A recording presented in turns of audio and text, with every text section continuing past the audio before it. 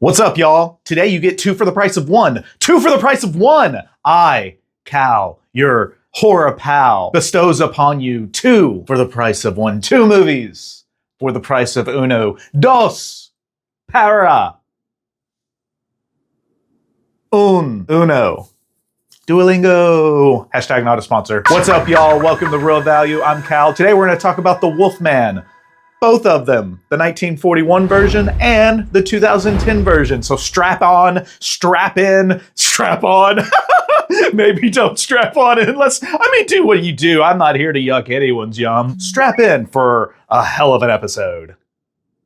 Dracula, the embodiment of temptation and lust, drawing audiences into his dark, seductive allure. Frankenstein's monster, by contrast, was a cautionary tale about the promise and perils of scientific ambition and humanity's fraught relationship with the future. Then came The Mummy, a grim reminder of how clinging to one's past, but also repeating its mistakes, can haunt us all. And The Invisible Man, a chilling warning about the dangers lurking unseen, both within ourselves and within our borders. And then there was The Wolfman. The year was 1941 and the world was in chaos. Hitler's Nazi forces had been storming Europe for about 2 years, leaving destruction in their wake. Just 2 decades earlier, humanity had barely emerged from the unprecedented carnage that was World War I. In such a bleak and uncertain time, one harsh truth stood out.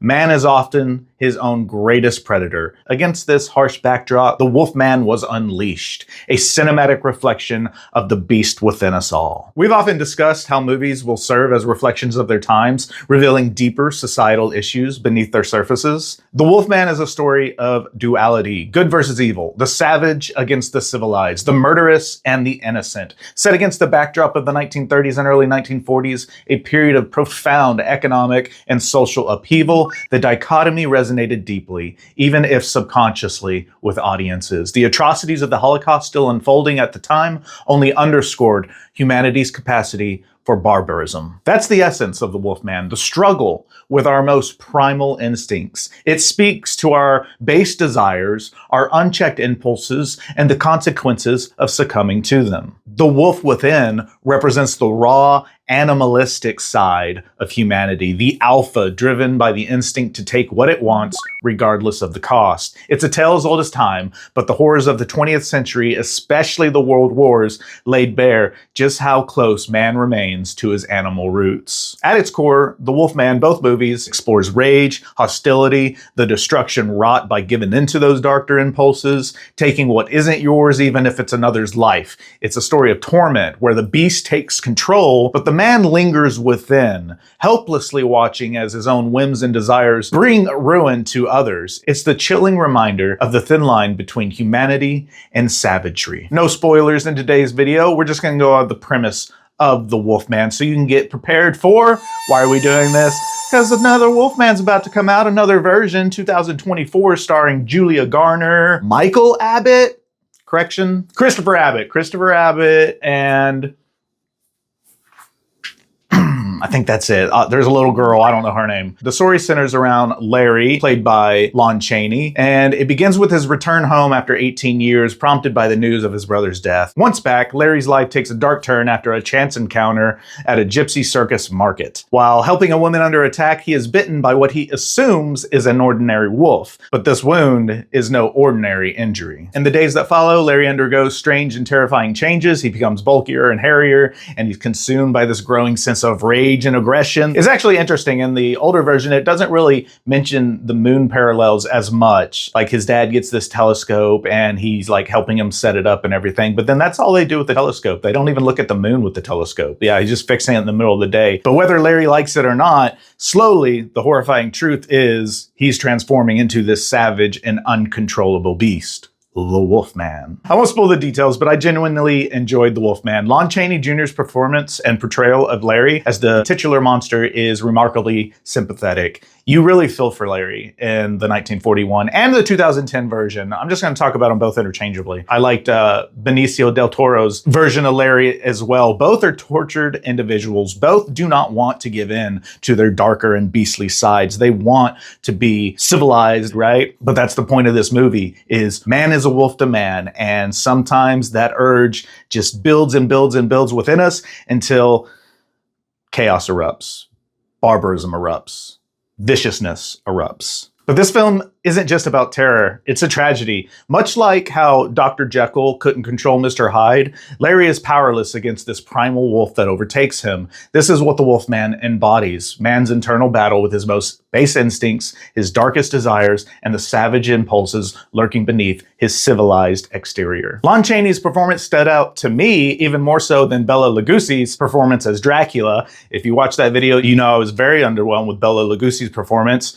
Funny thing though, Lugosi appears in this movie as the gypsy fortune teller a little bit more developed and emotive. He was only in it for a short amount of time, but I thought he did better in this than he did as Dracula. Liked the movie, just not Bella as much. But Lon Chaney's performance I actually sympathized with. You could tell that he was a tortured soul. Same thing with the 2010 remake and Del Toro. He did a really fantastic job of expressing the pain while also trying to warn everyone, hey, you know, he's trying to tell everyone, I'm a werewolf, be careful, don't do this, I'm gonna change, blah, blah, blah. But yeah, I found Lon Chaney's performance a lot more emotive and engaging than the stoic Dracula. Since this was 10 years after the movie Dracula came out, maybe Bela just had time to actually become a good actor. Boom! 80-year-old actor body slam!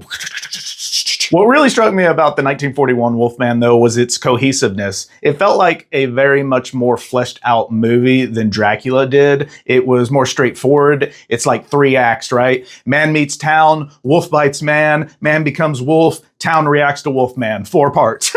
Compared to the 2010 remake, there's a little bit more complexity because there's multiple werewolves in that movie and there's some layered subplots. The original keeps its themes of nature versus civilization sharp and focused. The new one is about that, but it also intertwines this idea of the beast in the family dynamic or the family hierarchy and how that works out as well. That said, I love the 2010 version with a stellar cast featuring Anthony Hopkins, Benicio del Toro, Emily Blunt, and Hugo Weaving. How could I not? The remake added brutality and a visceral action that vividly portrayed the half-man, half-wolf monstrosity. While it didn't resonate with critics and audiences at the time, which completely perplexes me, both critic and the populace score on Rotten Tomatoes hover around 30%. I'm like, seriously? What is wrong with you? Is it just me? I thought that movie was great, so I don't get that, but I appreciated its darker tone and the homage it paid to the original's tragic ending. What I find most fascinating is how these Wolfman movies are reflections of their times, both versions. The 1941, again centering around World War II, capturing a world ravaged by chaos and barbarism. The 2010 version, released in the aftermath of the 2008 economic crash and amidst rising social tensions after the Obama administration was sworn into office, leaned into themes of instability and primal fear within our populace. Which brings us 15 years later to 2025 and an even newer remake of the original Wolfman. This one seems to take on a fresh approach, however, even changing up the names of the cast members, which makes me think it's a completely different, take on the Wolfman, but it's still a remake of the Wolfman. Kind of weird, but it's the same guy that remade The Invisible Man, which if you never saw that movie, it was really good too. I like the take, how they spun that. You okay? Oh, baby. There we go. Oh, yummo. Hairballs. Yay. Yay! I get to clean that up later. Awesome.